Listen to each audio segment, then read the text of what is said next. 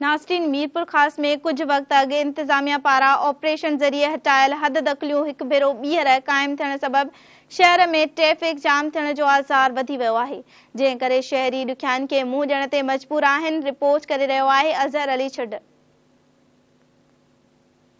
जी बिल्कुल, इन वक्त मौजूद आहियां मीरपुर खास जी मेन मार्केट चौक ते। तव्हांखे ॿुधाईंदो हलां त मीरपुर खास में एंटी इंक्रोचमेंट इंतजामिया पारां कुछ ॾींहं पहिरीं जेको आहे उहो हद दखलियूं हटायूं वयूं हुयूं। मुख़्तलिफ़ जेको तव्हांखे ॿुधाईंदो हलां त मीरपुर खास जी मेन बल्दिया जेका मार्केट आहे उन जे अॻियां ऐं पोस्ट ऑफिस वारे इलाइक़ो, सिविल अस्पताल, मीरपुर खास वारे रोड समेत केतिरनि ई इलाइक़नि मां जेके गैर क़ानूनी जेके हद दखलियूं हुयूं उहे हटायूं वयूं हुयूं।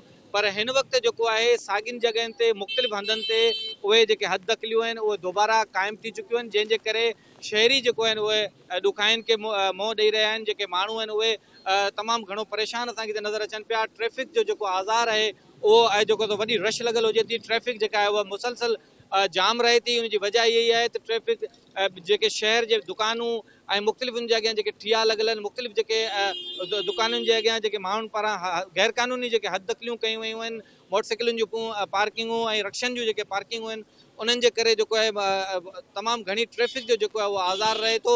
जॾहिं त हिते जे जेको आहे सिविल अस्पताल मीरपुर खास जो एमरजेंसी बि शहर जे अंदरि क़ाइमु आहे। उते बि जेको आहे माण्हू एम्बुलेंस ज़रिए एमरजेंसी सूरत में जॾहिं वञनि था त उन्हनि खे बि ॾुखायूं पेश अचनि थियूं। उहे एम्बुलेंसूं बि जेको आहिनि ट्रैफिक जे अंदरि फासी थियूं वञनि। तव्हांखे ॿुधाईंदो हलां त अहिड़ी जेका आहे सियासी समाज जी धुरियुनि ऐं शहरनि पारां इहो मुतालबो कयो आहे त मीरपुर खास शहर अंदरि दोबारा क़ाइमु थियल जेका हद दखलियूं आहिनि उहे हटाए शहरनि खे जेको आहे वधीक अज़ियत खां बचायो वञे।